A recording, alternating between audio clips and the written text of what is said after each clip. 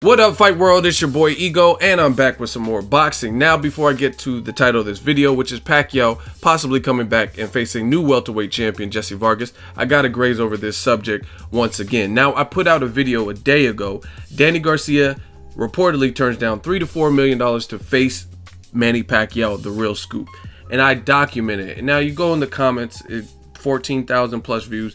A lot of people agree with what I was saying, but there are a lot of people who... Boxing is so much more fun when you keep it real with yourself, when you put the emotion to the side and really look at it. And what I said made absolutely perfect sense. And a lot of people took it out of context, like, oh, you're saying Garcia's worth this and that. And majority of the people, I could tell from the comments, they don't like Garcia. They don't like Broner. So of course you're gonna side with the notion that they're pricing themselves out because you're probably a Pacquiao fan, and or you hate the guys that are allegedly turning down the fight because they're pricing themselves out. Now, I did a video and I talked about this. Seconds Out, make sure you subscribe to them.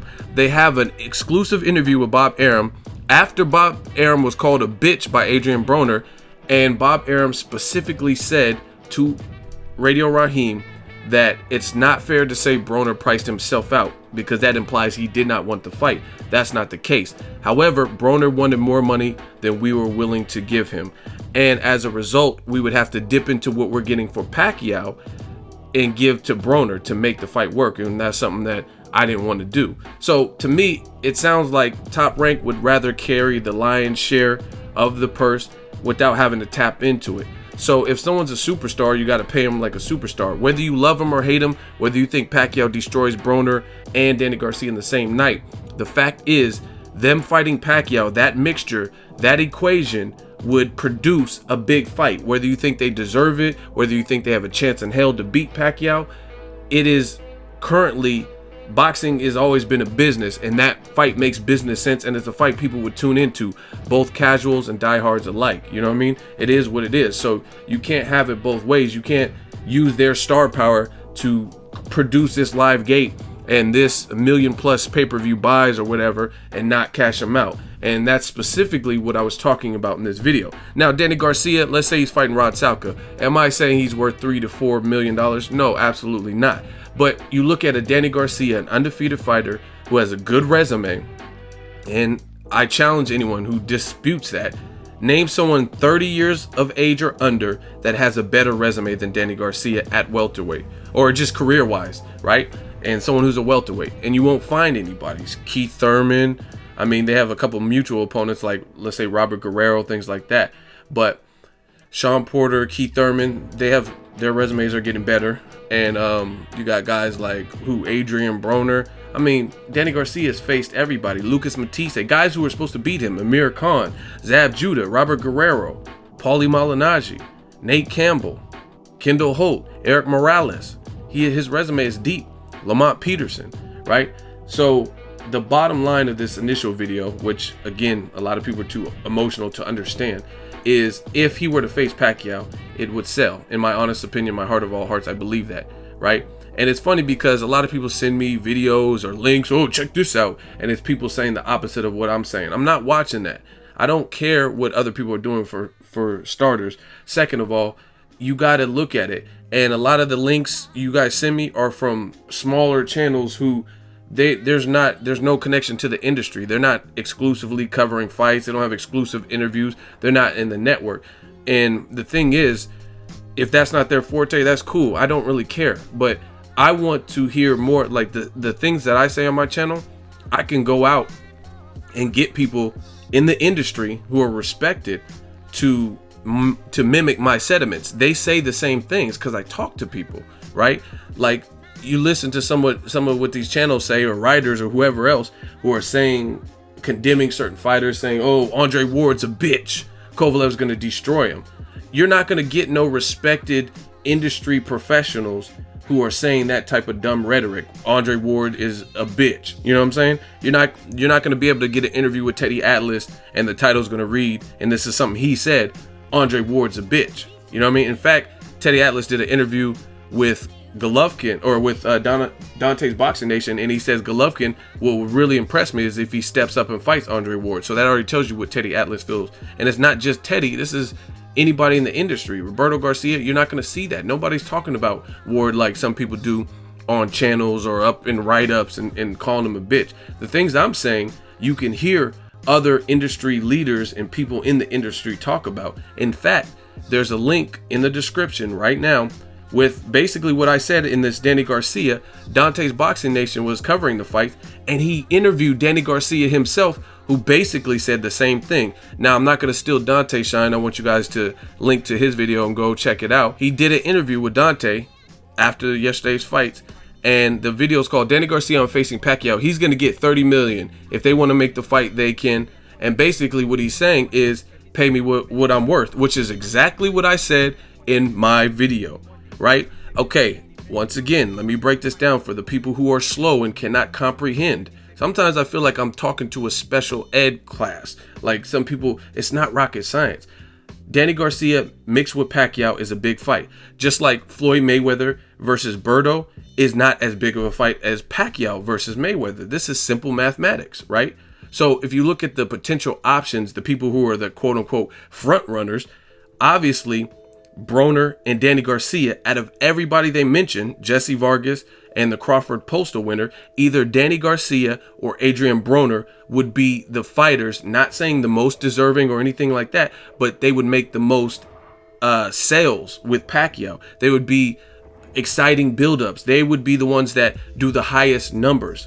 I guarantee you. Crawford and Postal, great meaningful fight, but their fan bases, I don't know what it'll be after, depending on how they win or whatever, but I don't think they have the type of exposure that Danny Garcia and Adrien Broner have. Just go look at their social media accounts, and it's not just about followers and stuff, but you could tell, and I don't think there's anyone out there that could really dispute this, that Jessie Vargas is a bigger star. And I'm talking about star. I'm not talking about who's a better fighter or who would win in this. I'm talking about star power, because this is what the whole money, the monetary side has to do with, right? Star power, Adrien Broner and Danny Garcia, out of all those guys, those two would make for the biggest fight with Pacquiao, bar none. You can't tell me that Jessie Vargas versus Manny Pacquiao is a bigger grossing fight that'll do more numbers, a bigger live gate than Broner versus Pacquiao. Broner, whether you think he deserves it or not, he knows how to sell himself. And that's what I was saying in this video, and it's absolutely true. So back to what I was saying before I get into the actual subject of this video is these fighters are getting smarter, and they're not just gonna settle for anything. If Danny Garcia is getting 1.5 on his own and doing little commentary gigs, got the little barbershop, and I think he might even be managing fighters. I know Broner is, right? Then they're not going to just jump and take anything. That's the way of the past, where the promoter is usually the one making a killing and then the fighters aren't, right? So it has nothing to do with fearing Pacquiao, but it has to be the right offer. Especially if people are like, oh, they're not worth $3 to $4 million, but Pacquiao's worth $25 million, $30 million for that fight, right? Yeah, clearly he has a good resume and he's a legend in the game, but I mean, you got to be realistic. You're not going to be able to abuse somebody else's star power, and they're part of the reason why the event would be successful, but only one person is reaping the benefits. And then people are talking about, oh, if they beat Pacquiao, which is a big if, because Pacquiao is a hell of a competitor, but if they beat him, then they'll be on the map. So basically, you got to get shortchanged and you got to get lowballed up front and hope that you win on the judges' scorecard, even though screwy things happen. Nicholas Walters versus Jason Sosa, or Manny Pacquiao versus Timothy Bradley, where majority of the world thought Bradley lost and Pacquiao was the one that deemed was the loser. You know what I'm saying? So even though things like that happen, nobody's trying to take no gamble. You know what I mean? What if it's a hell of a close fight and they give it to Pacquiao? You know what I mean? Just look at Thurman Porter. There are people who dispute it. Canelo Lara. So basically, nobody's trying to get shortchanged up front in hopes that they win and then nothing goes wrong. You know what I mean? Too much can happen. So fighters are getting smarter, and that's just what it is. And there's no way you can make sense of it. You can't talk about, let's say, Broner or Danny Garcia versus Pacquiao. When you mix those names, that would be a colossal fight. That would be good for the sport of boxing. I feel it would do good numbers, a good live gate. And you can't just have one person reap the benefits, and I think that's the roadblock Top Rank is running into. And it's funny because people keep saying Broner to this day priced himself out, and Bob Arum in an interview on tape where you can watch him said, no, I never said Broner priced himself out. That's not fair. He said that. So why are fans still running around saying that he priced himself out? Again, emotion. Danny Garcia, he said we can make the fight, but basically you got to pay me what I'm worth. So it's great being me on my channel, because at the end of the day, whether you like my opinion or not, I always tell you where I'm coming from. And it's good to see people in the industry who share the same sentiments as me. You're hearing it from Danny Garcia, basically what I said in this video. But again, people take it out of context. Oh, Danny Garcia, Broner, they suck. They're cherry pickers. They're not worth 3 to 4 million. But a fight with Pacquiao would be huge. So they're just stuck with 3 to 4 million. And again, that's because you want to devalue them like a lot of these promoters do. You don't want them to, you don't care what they get paid, right? You just want them to fight them and just take whatever. Nobody's doing that no more. You know what I'm saying? With Al Heyman and PBC and stuff like that, it's not about cherry picking at all, but you got to know your own worth. Let's say you were a painter, right? And you paint a masterpiece. They're calling it the new Mona Lisa. And you know your worth as an artist. And then you have the first buyer comes up to you and they say, you know what? This is a crazy artwork. I've never seen anything like this. You're the new Picasso. I want exclusive rights on this painting and I want to buy it from you, right? And I'll give you $550,000.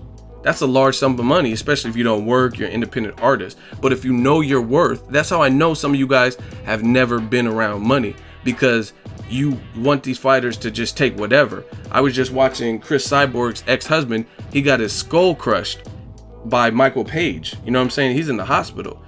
It's the fight game. It's brutal. I know that was a different sport, but the fight game in general is brutal. People aren't just going to fall for the okie doke when they see there's a way, when they see Floyd Mayweather on the Forbes and stuff. Like Canelo versus Triple G, fights like that, of course they should be made, because they both would get a lot of money, career high paydays. The fans want it. It makes all the business sense in the world. The stylistic matchup is great. So there's no excuses, right? Those are great fights, right? And back to this masterpiece painting analogy, the bottom line is, if you know your worth, you're not going to just sell it to the first bidder. You know what I mean? Oh, 550, I'll take that. Knowing what you just made was priceless, and you could get 1.5 million for it. You could get 3 million for it, right? That's just stupid. That's bad business. You know what I mean? You're going to have someone shortchange you just because they have a lump sum of money for you. You know what I mean? When you can hold off a little bit longer, get maybe 2 million and get some of the rights so they don't have full control of your artwork. You have a little bit of say in it, especially when you know the first bidder who's offering 550 is going to take your painting and resell it for 10 times higher or a higher amount than what they're paying for it. Like they're going to sell it to a museum for 10 million. That's stupid. You know what I mean? Some of you guys don't understand business, and I'm not the advocate where boxing business needs to take the forefront, but I do call it real. Like, I do want to see the great fights and stuff like that, and it doesn't make sense that the Pacquiao, Danny Garcia, Pacquiao, Broner fights would be these blockbuster events that we all want to see, yet you're okay with them getting shortchanged. And again, why do the negotiations stop?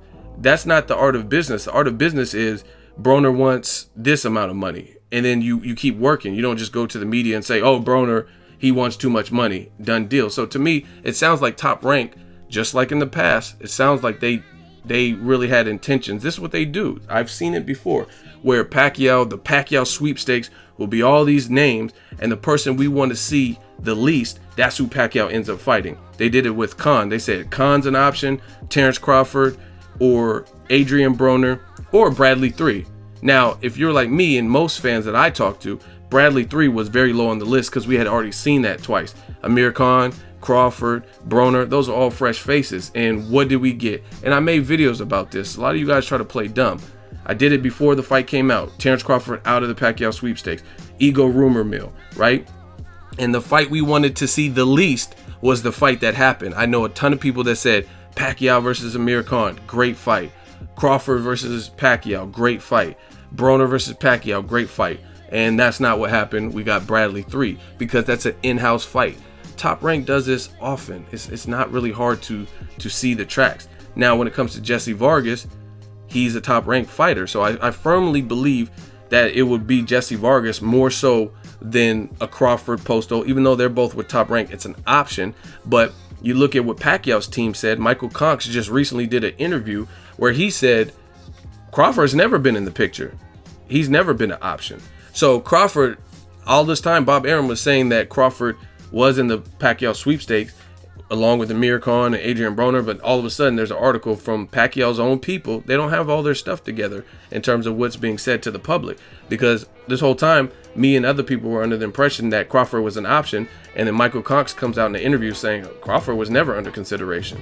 So if Crawford wins versus Postal, I don't like the chances of that happening more than Jessie Vargas. And then you look at Victor Postal, if he beats Crawford, he's even lesser known than Crawford, I would say. Maybe not after that point, after he beats Crawford, but the biggest hindrance is they have the same trainer in Freddie Roach. So to me, it looks like the list is narrowing down. How come Top Rank, all these fights, seemingly these opponent names to stay relevant are floating around, and it always seems like it's the person that the fans want to see the least? You know what I mean? Like the Danny Garcia Broner fight, great fights.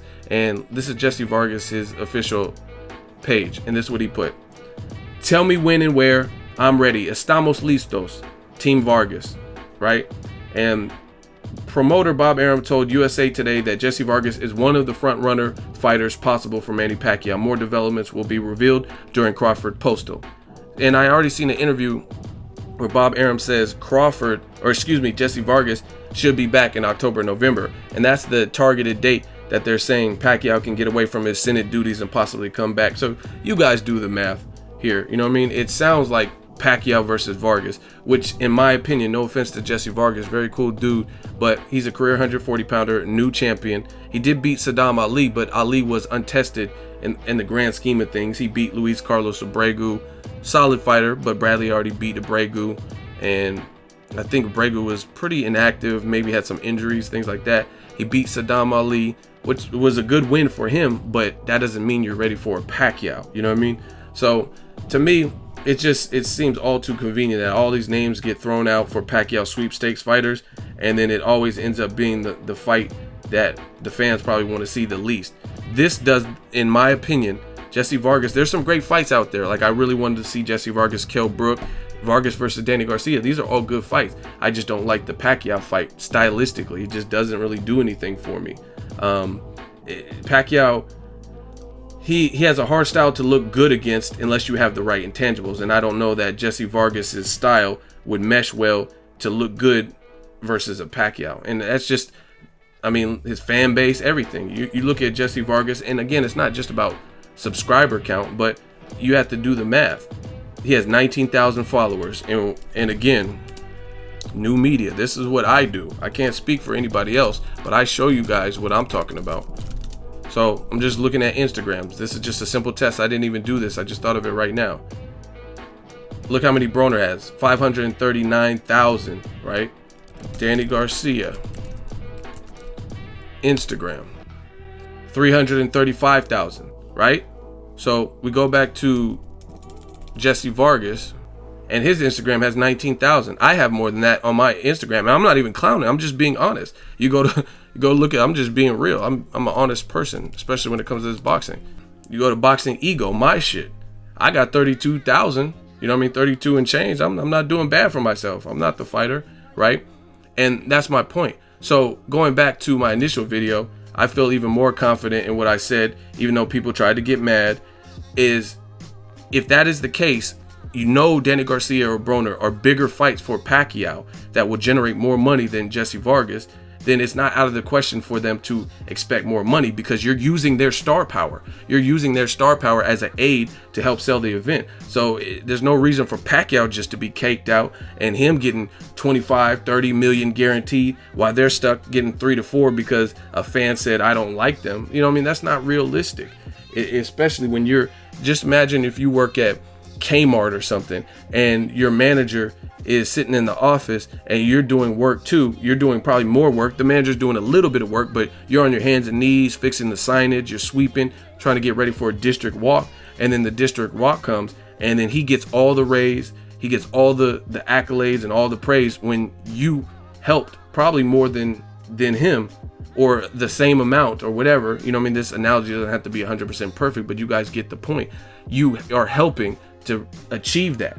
And that's what it is with Garcia and Broner. It's simple mathematics. They are helping to achieve a better pay-per-view success with Pacquiao. So there's no reason that Pacquiao will get 4 times more than them, 25, 30,000, 35 million or whatever, and they're stuck with 3 to 4 million. Now, if they're fighting somebody, everything was within context. You have to be within reason. If Garcia is fighting a lesser fighter that's not on pay-per-view, then yeah, they probably won't get 3 to 4. 3 to 4 million is a career high for Broner and Garcia, but they're not stupid. They're also looking out for their best interest too, which some of the fans don't seem to care about. So while fans are saying they're pricing themselves out, Bob Arum already debunked that. Furthermore, this goes to show you, like, just because Pacquiao has a better resume or he's more of a legend, that he should get $50 million, $30 million. And again, the prime example is this: when Mayweather, who is clearly always has been a bigger grossing star, bigger live gates, you look at the top 3 highest selling pay-per-views of all time, Mayweather, his name is there. Mayweather Canelo, Mayweather Pacquiao, and also Mayweather versus Oscar De La Hoya, right? Pacquiao's name isn't on there unless it's connected to Mayweather, right? So even when that was the case, Pacquiao denied the drug test for whatever reason, and then they came back to negotiating table. Floyd called Pacquiao directly, like, hey, I'm trying to make the fight easy work, or whatever he said. Offered Pacquiao a flat rate of $40 million, his highest payday. At that time, that would have been the highest Pacquiao payday. Guess what? Pacquiao passed off the phone to Alex Ariza or Michael Conks or whoever's there, like, well, fuck this. And he gave the phone away, and then the fight fell apart for another few years. Why were fans mad at that? Floyd was clearly the bigger star, and Pacquiao turned down a career high payday twice. Once for the drug test, because that was, I think he was going to get, like they said, estimated 25 million. Then Floyd came back, offered him 40 million with no back end pay-per-view shit. And people said, oh, that's bullshit, right? So why is it bullshit for Pacquiao, but it's not for Danny Garcia or Adrien Broner? Adrien Broner and Danny Garcia aren't being offered 40 million. It's a career high payday for them. But what would you rather have if I said, hey, I'm Warren Buffett's son, I'm filthy rich, I'm having an ego sweepstakes, and the winner of this contest gets $4 million inserted into their bank account direct deposit, or 40, what would you pick? That's 10 times the amount. So let's be real. Danny Garcia and Broner, they're not pricing themselves out. They just know the value that they bring, and they know the value that they would bring facing Pacquiao. And there's no reason for him to be living high on the hog on top of the hill. You put Pacquiao in there. Pacquiao is not even really doing the numbers that he used to do. Let's be real.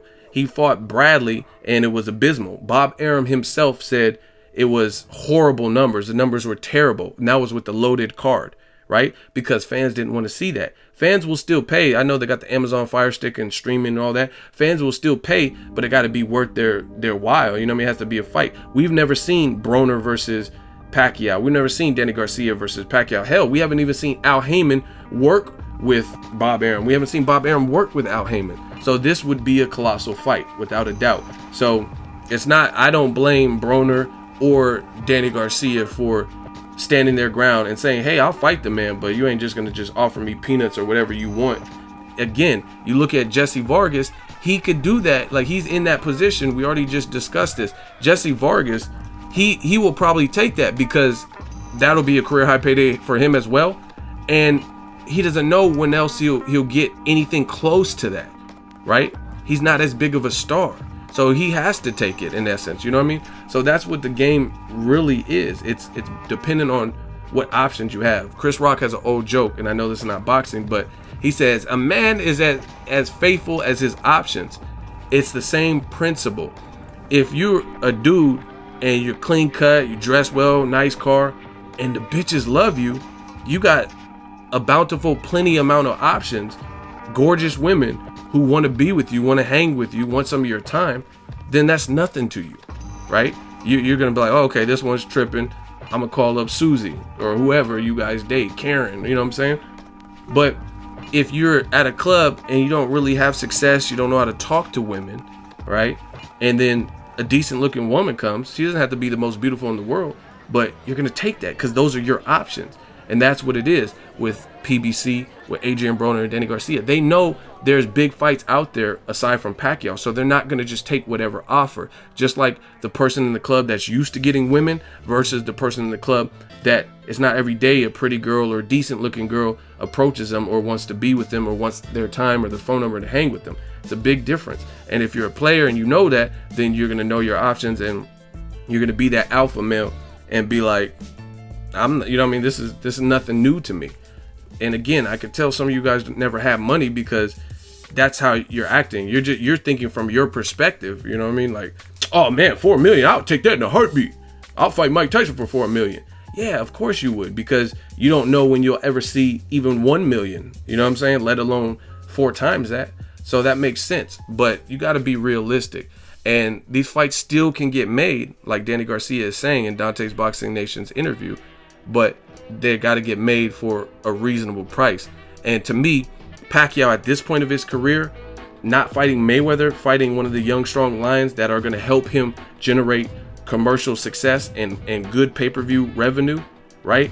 It's not fair for him to get 25, 35 million and then they get 10 times less than that, 3 to 4 million. That doesn't make sense. Now, if we're talking about Robert Guerrero versus Danny Garcia 2, I'm not saying, I don't care if Al Heyman wants to give him 4 million for that fight. That's his business and possibly his loss, because that's probably, most people will consider that overpaying Garcia for that fight. But I don't care about that. I'm just being realistic. Let me know what you guys think. Share the video, like the video. As always, hate, comment, and subscribe. Till next videos, Ego signing off. You don't feel it, then it must be too real to touch. You'll never in your life try to knock the truth. The illest shit ever. Get ready, cause this is about to get heavy. Trying to keep me out, trying to censor what I say, cause they don't like what I'm talking about. So what's wrong with the media today? Prove I'm lying if I ain't correct.